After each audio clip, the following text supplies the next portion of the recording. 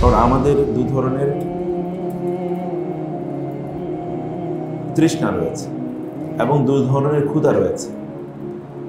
বস্তুবাদের চাপে পড়ে আমরা একটা ক্ষুধার কথা ভুলে গেছি, আরেকটা ক্ষুধা নিয়ে এখন আছি। যে ক্ষুধাটি নিয়ে আমরা আছি সেটা হচ্ছে কেবলমাত্র শরীরের ক্ষুধা, কিন্তু আমাদের আত্মার যে ক্ষুধা আছে সেই ক্ষুধাটি কোনো অবস্থায় প্রকাশিতই হতে পারছে না। এরকম একটা যে ক্ষুধা আছে ওটাকে সাপ্রেস করে রাখা হয়েছে, দমন করে রাখা হয়েছে, ওটাকে প্রকাশিতই হতে দিচ্ছে না। বস্তুবাদ, এত পরিমাণ বস্তু, সেই কারণে বা বস্তুর প্রতি মানুষের মোহ এমনভাবে তৈরি করে দেওয়া হয়েছে যে অন্যটার দিকে তাকানোরই সুযোগ নেই। আমরা এখানে যারা আছি, আপনারা এখানে, আমি এক্সক্লুডিং মি, আমি বাদে, আপনারা হচ্ছেন ধরেন এই সমাজের সবচেয়ে ভালো মানুষ, কিন্তু তারপরে 24 ঘন্টার মধ্যে আমাদের 9টা 5টা অফিসের মূল লক্ষ্য উদ্দেশ্য কি থাকে কে বলতে পারে? একজনকে হলফ করে বলতে পারবো যে 9টা 5টা অফিসের লক্ষ্য হচ্ছে আল্লাহকে সন্তুষ্ট করা? এমনকি যারা আমরা নামাজ পড়ি, নামাজে সবাইদের সবচেয়ে ভালো মানুষেরই তো নামাজ পড়ি, এর মধ্যে কয়জন আছে যে তারা বলতে পারি 9টা 5টায় আমাদের মূল লক্ষ্য হচ্ছে, বা আমাদের লক্ষ্যের মধ্যে একটা আছে কমপক্ষে আল্লাহর সন্তুষ্টি অর্জন করা? মাঝে মাঝে নামাজ পড়ি, that is a different issue. নামাজ তো পড়ি, কিন্তু 9টা 5টার অফিসের জন্য আমাদের কি করতে হয়? বাসায় 8টা থেকে নামতে হয়, অথবা তার আগ থেকে প্রিপারেশন নিতে হয়, রাস্তায় আপনাকে থাকতে হয়, 7টা থেকে আপনাকে দৌড়াদৌড়ি করা লাগে, এরপরে বাসায় পৌঁছতে পৌঁছতে 5টায় তো আর বাসায় পৌঁছতে পারেন না, 7টায় বাসায় পৌঁছি, 7টা থেকে 7টা কয় ঘন্টা? 12 ঘন্টা। 12 ঘন্টায় তো আমাদের একমাত্র কনসার্ন, টেনশন থাকেই দুনিয়া, আর বাকি 8 ঘন্টা তো ঘুমাই। 12 আর 8 কত? 20। টয়লেটে থাকি 1-1.5 ঘন্টা, খাবার টেবিলে থাকি এরকম কিছু সময়, আর বাকিটা তো ফেসবুকে থাকি। তাহলে আল্লাহ কই? অথবা আল্লাহর দিনের জন্য আমাদের টেনশন, কনসার্ন কোথায়? রাসূলুল্লাহ সাল্লাল্লাহু আলাইহি ওয়াসাল্লামের লাইফস্টাইল যদি আপনি দেখেন, তাহলে তিনি জীবিকা উপার্জনের জন্য কতটুকু সময় ব্যয় করতেন? জীবিকা কতটুকু দরকার? জীবিকা আপনি পাবেনই, এটা গ্যারান্টিড, কিন্তু জান্নাতে যাবেন এটা গ্যারান্টি নেই। জীবিকা যে পাবেন এর মধ্যে কোনো সন্দেহ আছে? কোনো সন্দেহ নেই। জীবিকা আল্লাহ সুবহানাহু ওয়া তাআলা কাফের এবং মুশরিকদেরকে আমাদের চেয়ে 1 ফুটও কম দেন না, বরং বেশি দিয়েছে। নাকি পৃথিবীতে সবচেয়ে ধনী দেশগুলো কি মুসলমানদের দেশ? না। সবচেয়ে টাকা পয়সা কাদের কাছে বেশি আছে? ওদের কাছে, ইহুদি, খ্রিস্টান এবং হিন্দু বৌদ্ধদের কাছে আপনি বেশি দেখবেন, আমাদের কাছে তো বেশি নাই। তো যদি দুনিয়ার সফলতাই যদি প্রকৃত সফলতা হতো, তাহলে তো ওরাই আমাদের চেয়ে অনেক বেশি সফল, তাই না? এবং আনফরচুনেটলি তাদের এই সফলতাই আমাদেরকে অনেক বড় করে দেখানো হয়েছে বা দেখানো হচ্ছে যে এটাই সফলতা, এবং এর পিছনে আমরা সবাই করছি। অথচ আল্লাহ সুবহানাহু ওয়া তাআলা has guaranteed that we will be provided with enough sustenance and provisions. There will be no dearth and lack of it. وَمَا مِن دَابَّةٍ فِي الْأَرْضِ إِلَّا عَلَى اللَّهِ رِزْقُهَا. There is no animal on earth, মানুষ তো আছেই, যার রিজিকের দায়িত্ব মহান আল্লাহ সুবহানাহু ওয়া তাআলার নাই। প্রত্যেকের আছে, প্রত্যেকেই রিজিকের বরাদ্দ নিয়ে পৃথিবীতে এসেছে, কিন্তু যেটার বরাদ্দ আছে সেটা নিয়ে আমাদের কোনো টেনশন নেই। যেটা বরাদ্দের মধ্যে নাই, অর্জন করতে হয়, সেটি নিয়ে আমাদের কোনো টেনশন নেই, আর সব টেনশন হচ্ছে ওই জায়গায়। এটা একটা বড় ভ্রান্তি, এর মধ্যে আমাদের জীবনটা আছে, বড় ভ্রান্তির মধ্যে আছে। বিশ্বাস করেন, আল্লাহ সুবহানাহু ওয়া তাআলা যদি কাফেরকে খাওয়ান, কাফেরকে যদি সম্পদ দেন, আল্লাহ কি মুমিনদেরকে সম্পদ দিতে পারেন না? আল্লাহ কি কাফেরদেরকে ভালোবাসেন না? কিন্তু তিনি তাদেরকে দিয়েছেন, তাহলে আপনাকে তিনি ভালোবাসেন, আপনাকে কেন তিনি দেবেন না? তার মানে এখানে কোনো একটা জায়গায় একটা হিপোক্রেসি কাজ করে। হিপোক্রেসিটা কি? আমরা অস্টেনসিবলি আল্লাহ সুবহানাহু ওয়া তাআলা এর কাজ করি দেখাই, অস্টেনসিবলি, বাহ্যত, কিন্তু ইন্টারনালি আসলে তা না। ইন্টারনালি আসলে আমরা আল্লাহর জন্য কাজ করি না, বরং আমরা কাজ করি তাও নিজের জন্য। ইন্টারনালি এটা আমরা নিজের জন্য করি, সেটা দিনই কাজ যদিও হয়, তার লক্ষ্য উদ্দেশ্য একটাই, দুনিয়া। তারা এই দুনিয়ার জিনিসের পেছনে তারা ঘুরে বেড়ায় বলে আল্লাহ তাআলা বলেছেন, ইয়াবতাগুনা আরাদা হাযিহিল আদনা আতাস্তাবদিলুনা আল্লাযী হুয়া আদনা বিল্লাযী হুয়া খায়র। তোমরা কি তোমাদের জন্য যেটা অনেক বেশি কল্যাণকর সেটাকে বাদ দিয়ে যেটি খুবই তুচ্ছ নগ্ন এটার পেছনে তোমরা দৌড়াচ্ছ? ইহুদিদেরকে আল্লাহ তাআলা কথা বলেছেন, the same is applicable for us। তো সেই কারণে আমি কয়েকটি এই হালাকার মানে প্রয়োজনীয়তা আমি বলছি। এটা হচ্ছে আমাদের spiritual need, spiritual food, food for thought, food for our spirit. মানুষ is the combination of body and heart. মানুষ দুটি জিনিসের কম্বিনেশন, শরীর এবং আত্মা। শরীরের খাবার আছে, আত্মার খাবার নাই? আছে। আত্মার খাবার যদি আপনি কম দেন তাহলে শরীর শক্তিশালী হয়ে যাবে, তখন এটা শয়তানের আদর্শে চলবে। আর যদি আত্মাকে খাবার দেন বেশি, শরীরকে খাবার দেন কম, শরীরের সাথে কানেকশন হচ্ছে আত্মার সাথে কানেকশন হচ্ছে কার? আল্লাহর। ইয়াসআলুনাকা আনির রূহি কুলির রূহু মিন আমরি রাব্বি ওয়া মা উতীতুম মিনাল ইলমি ইল্লা কালিলা। তারা আপনাকে বলে রূহ কি? আপনি বলে দেন রূহ হচ্ছে আপনার রবের নির্দেশ। So it is directly connected with Allah. আল্লাহর সাথে হচ্ছে শরীরটা মানে রূহটা কানেক্টেড। রূহকে যত খাবার দেবেন তত রূহটা শক্তিশালী হবে, শরীরটা কি হবে? দুর্বল হবে। তখন শরীর আর আপনার উপর ক্ষমতা প্রদর্শন করতে পারবে না, আপনাকে চালাতে পারবে না, তখন আপনাকে চালাতে পারবে না। রূহকে খাবার দেয়া লাগে। রূহের খাবার হলো হালাকা, দিনী হালাকা, দিনী আলোচনা, কোরআন এবং সুন্নাহ এর আলোচনা। এটা হলো রূহের খাবার। রূহ মানুষকে সত্যি করতে সুখ দেয়, অথবা প্রশান্তি যদি আমরা বলি, আত-তামানিনাতু ইয়া আইয়াতুহান নাফসুল মুতমাইন্নাহ। মানুষের আত্মাটা প্রশান্ত হয় কিসের মাধ্যমে? আলা বিযিকরিল্লাহি তাতমাইন্নুল কুলুব। আল্লাহ স্মরণে, উইথ দ্য রিমেম্বারেন্স অফ আল্লাহ। আল্লাহ স্মরণে। রাসূল সাল্লাল্লাহু আলাইহি ওয়াসাল্লাম যখন কষ্ট পেতেন তখন তিনি কি বলতেন? তার মন খারাপ, তিনি বেলালকে বলতেন নামাজের ব্যবস্থা করে, নামাজ পড়লে আমার মন ভালো হয়ে যাবে। এটা কি? আমরা বলতাম তো একটা সিনেমা সারিয়া দাও তো দেখি, সিনেমা দেখলে একটু মনটা ভালো হবে নাকি? অনেকে দেখবেন মন খারাপ গান শুনে। তো গান শুনলে কি মন ভালো হয় নাকি খারাপ হয়? মন আরো খারাপ হয়, মন আরো খারাপ হয় গান শুনে।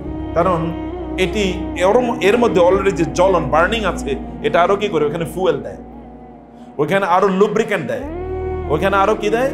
আপনার ওই যে দাহ্য পদার্থ দেয়, ওইটা তখন আরো জ্বলে, আরো জ্বলতে থাকে। এটার খাদ্য হলো ভিন্ন একটা জিনিস। ওইখানে আগুন জ্বলে পানি দেয়া লাগে, কিন্তু আমরা দিই ভিন্ন জিনিস। এই হালাকাটি আমাকে মুগ্ধ করেছে। একটা শিক্ষা প্রতিষ্ঠান হালাকার আয়োজন করেছে, এটা তো মসজিদই করে নেই জানি। আলহামদুলিল্লাহ, আপনার করেছেন, আল্লাহ তাআলা বারাকা দান করুন, আল্লাহুম্মা আমিন। আমি 3টি বিষয়ে আলোচনা করব ইনশাআল্লাহ। সময় আমরা কতক্ষণ পর্যন্ত চালাবো ইনশাআল্লাহ উস্তাদ? হ্যাঁ, কয়টা পর্যন্ত? হ্যাঁ, 8টা। হ্যাঁ, 8টা। 8টা, ওকে। 1 নম্বর হচ্ছে রাসূলুল্লাহ সাল্লাল্লাহু আলাইহি ওয়াসাল্লাম এর বিষয়ে আপনারা জানেন অলরেডি। এর মধ্যে কয়েকটি ঘটনা ঘটেছে। একটি ঘটনা ঘটেছে আপনারা জানেন, দিল্লিতে, মুম্বাইতে রাসূলুল্লাহ সাল্লাল্লাহু আলাইহি ওয়াসাল্লামের বিরুদ্ধে এক পাদ্রী খুবই অপমানজনক, আপত্তিজনক কথা বলেছে। এর ব্যাপারে আমাদের একটু কথা, মানে রাসূলুল্লাহ সাল্লাল্লাহু আলাইহি ওয়াসাল্লামের প্রতি আসলে আমাদের দায় কি এবং দায়িত্ব কি, এটি একটু আমাদের বোঝা দরকার, আমাদের বোঝা দরকার। 2 নম্বর হচ্ছে রাসূলুল্লাহ সাল্লাল্লাহু আলাইহি ওয়াসাল্লামের লাইফস্টাইল কি। আমরা কেবলমাত্র কেউ যদি রাসূলের বিরুদ্ধে কথা বলে তখন আমরা বিক্ষুব্ধ হই। বিক্ষুব্ধর মূল ইস্যুটা আসলে কি, আসলে বিক্ষুব্ধ কিভাবে হওয়া উচিত, এটি আমি একটু বলবো। এবং 3 নম্বর হচ্ছে রাসূলুল্লাহ সাল্লাল্লাহু আলাইহি ওয়াসাল্লাম কি নিয়ে ভাবতেন আর আমরা কি নিয়ে আসলে ভাবি। আনা লাস্তু আরিফু কাইফা ইয়াজমাউ আকিলুন বাইনা ইমতিদাহি নাবিয়িনা ওয়াত-তারি ইন্নী আকুলু লিমান ইউখাদিউ নাফসাহু ওয়া ইয়াঈশু তাহতা সানাবিকিল আওজানি। কবি বলছেন, আমি বুঝতে পারি না যেই ব্যক্তি আমাদের রাসূল সাল্লাল্লাহু আলাইহি ওয়াসাল্লামের ভালোবাসার দাবি করে, আর যেই ব্যক্তি ওই দাবির উপর ভিত্তি করে সে কিছু তাবিজ তোমার ব্যবহার করে, রাসূলের দাবির পক্ষে সে কিছু তাবিজ ব্যবহার করে, ফিতা ব্যবহার করে, রাসূল ইসলামের নাম দিয়া কিছু বানাইছে, মানে কি বলে আংটি বানাইছে অথবা অন্যান্য কিছু, এগুলো গলায় দিয়ে ঘুরে, হাতে দিয়ে ঘুরে। যে ব্যক্তি রাসূল সাল্লাল্লাহু প্রশংসা করে এবং তার মতো করে জীবন যাপন করে, আরেক ব্যক্তি অস্টেন্সিবলি রাসূল সাল্লাল্লাহু প্রেমিক বা আশেক বলে কিছু ধরনের উপকরণ নিয়ে মত্ত থাকে। এই দুই ব্যক্তির ইস্যু নিয়ে আমি চিন্তা করে দেখি যে একজন আকলমান ব্যক্তি, একজন জ্ঞানী ব্যক্তি বা একজন প্রজ্ঞাবান ব্যক্তি, তিনি এই দুটোর মাঝে কিভাবে পার্থক্য তৈরি করবেন বা এই দুটোকে তিনি কিভাবে বিশ্লেষণ করবেন। ইন্নী আকুর লিমান ইউখাদিউ নাফসাহু ওয়া ইয়াঈশু তাহতা সানাবিকিল আওজারি, যেই ব্যক্তি তার নিজকে ধোঁকা দেয় এবং সে অপরাধের পাথরের নিচে চাপা পড়ে আছে, এই ব্যক্তি তার নিজকে রাসূলের ভালোবাসার নামে যে ধোঁকা দেয়, এই কথাটি আমি ওই ধোঁকার মধ্যে নিমজ্জিত যে ব্যক্তি, তাকে আমি বলতে চাই, সাল কুল্লামান রাফাউ শিআর আকিদাতিন ওয়া বিহা ইগতানাউ আন রাফই কুল্লি শিআরি, যেই সকল ব্যক্তি তাদের ঈমান এবং আকীদাকে ঠিক করেছে, এই সকল ব্যক্তিদের তাদের এমন প্রত্যেকে জিজ্ঞেস করুন যে সকল ব্যক্তিরা অন্যান্য পতাকার নিচে একত্রিত হওয়ার চেয়ে তারা আল্লাহর রাসূলের রেখে যাওয়া আকীদা এবং আখলাকের নিচে তারা একত্রিত হয়েছে, এরকম প্রত্যেককে আপনি জিজ্ঞেস করুন। সাল হুব্বার রাসূল তাআল্লুকুম বিসিফাতিহি সালহুম আনিল হুব্বিস সহিহি ওয়া ওয়াসফিহি ফালাসাউফা তাসমাউ সাদিকাল আখবারি, আপনি এই সকল লোকদেরকে যারা রাসূলের সুন্নাহ মোতাবেক জীবন যাপন করে, এই সকল ব্যক্তিদের ভালোবাসা রাসূলের প্রতি, আর যারা সুন্নাহ মোতাবেক জীবন যাপন করে না, কিছু সিম্বল নিয়ে তারা আটকে আছে, এই সকল ব্যক্তিদের মধ্যে আপনি পার্থক্য তৈরি করুন, চিন্তা করুন। বরং যে রাসূলের সুন্নাহ তার লাইফস্টাইল অনুসারে তার জীবনটা পরিচালনা করে, তাকে আপনি জিজ্ঞেস করুন। হুব্বুর রাসূল তাআল্লুকুম বিওয়াসফিহি, মূলত বিসিফাতিহি, রাসূলের ভালোবাসা মানে হচ্ছে রাসূলুল্লাহ সাল্লাল্লাহু আলাইহি ওয়াসাল্লামের গুণগুলোকে ধারণ করা। রাসূলের ভালোবাসা মানে তার গুণকে ধারণ করা। ওয়া তাখাল্লুকুম বিখালাইকিল আতহারি, এবং তার যে পবিত্র গুণাবলী আছে, চরিত্র আছে, এই চরিত্রের মাধ্যমে নিজকে ভূষিত করা, এটি হচ্ছে মূলত রাসূলের ভালোবাসার অর্থ। তিনি বলেন, হুব্বুর রাসূলি হাকিকাতুন ইয়াহইয়া বিহা কলবুত তাকি আমিকাতুল আসারি, সেই সকল ব্যক্তিদের যারা মূলত একজন মুত্তাকি মানুষ, যাদের অন্তরে রাসূলুল্লাহ সাল্লাল্লাহু আলাইহি ওয়াসাল্লাম এর সুন্নাহর গভীর মমতা তৈরি হয়েছে, এই সকল ব্যক্তিরাই সত্যিকার অর্থে রাসূলুল্লাহ সাল্লাল্লাহু আলাইহি ওয়াসাল্লামের ভালোবাসা নিয়ে তারা বেঁচে থাকে। ইহইয়াউ সুন্নতিহি ইকামাতু শারঈহি, রাসূলের সুন্নাহকে পুনর্জীবিত করা, রাসূল সাল্লাল্লাহু রেখে যাওয়া শরিয়াতকে প্রতিষ্ঠা করা, ফিল আরদি দাফউ শাক্কি বিল ইকরারি, এইটাই মূলত কোন একজন ব্যক্তি রাসূলুল্লাহ সাল্লাল্লাহু আলাইহি ওয়াসাল্লামের সত্যিকার আদর্শধারী বলে আমরা বলতে পারি।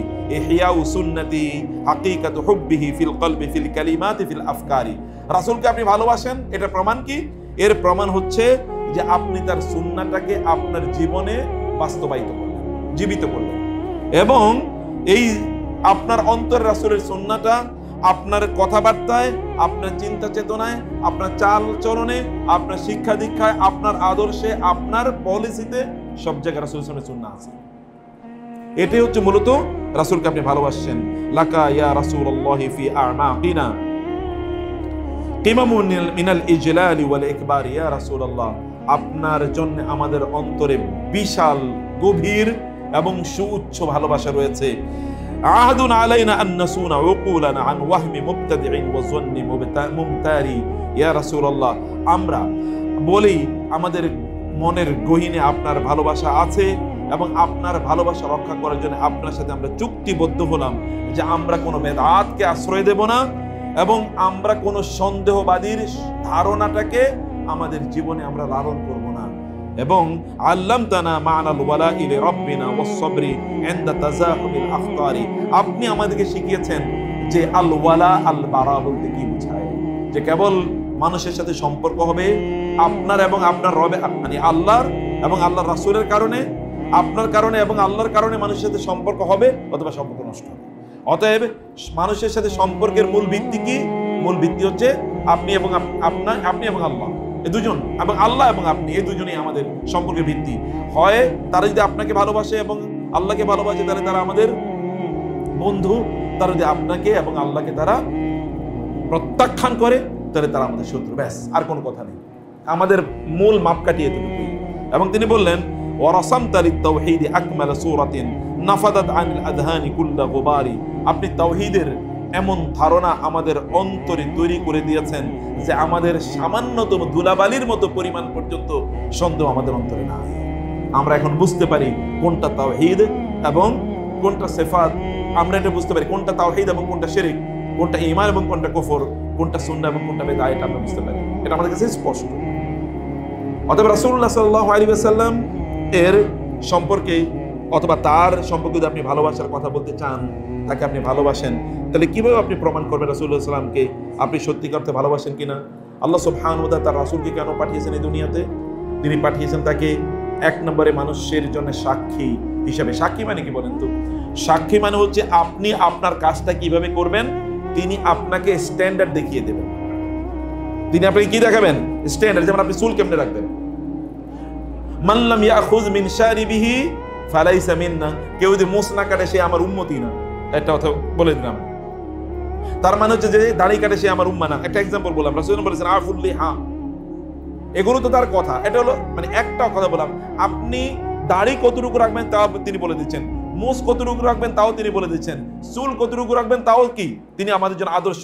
আপনি তাকে দেখে দেখে বলবেন এইরকম ভাবে চুল রাখা লাগে, আপনি তাকে দেখে দেখে বলবেন এইরকম ভাবে জামা পরা লাগে, আপনি তাকে দেখে দেখে বলবেন এইরকম ভাবে কথা বলা লাগে। এইটাই হচ্ছে রাসূলুল্লাহ সাল্লাল্লাহু আলাইহি ওয়াসাল্লাম আমাদের জন্য শাহিদান, ইন্না আরসালনাকা শাহিদা। হোয়াট দ্য মিনিং অফ শাহিদ? শাহিদ মানে হচ্ছে সাক্ষী। এরকম তিনি দাঁড়িয়ে আছেন, তাকে দেখে দেখে দেখে আপনি আপনার কাজগুলো করবেন। সাহাবায়ে কেরাম রাদিয়াল্লাহু তাআলা আনহুম রাসূলুল্লাহ সাল্লাল্লাহু আলাইহি ওয়াসাল্লামের কোনো একটা বিষয় জানার জন্য তারা 6 মাসের রাস্তা অতিক্রম করেছেন, একটা সম্পর্কে, একটা সুন্নাহ সম্পর্কে জানার জন্য। আর আপনি একটা সুন্নাহ না 1000 সুন্নাহ জানার জন্য আপনার 100 টাকার বই যথেষ্ট। 6 মাস তো বহুত পরে কথা। 6 মাসে কত টাকা ইনকাম করে হিসাব করে দেখেন। আর কষ্টের, সফরের কষ্টের কথা নাই বললাম। তাহলে আমরা কতটুকু করছি? আমরা কি ওই কমিটমেন্টের 1000 ভাগের বা লক্ষ ভাগের 1 ভাগও তোমাদের মাঝে নাই?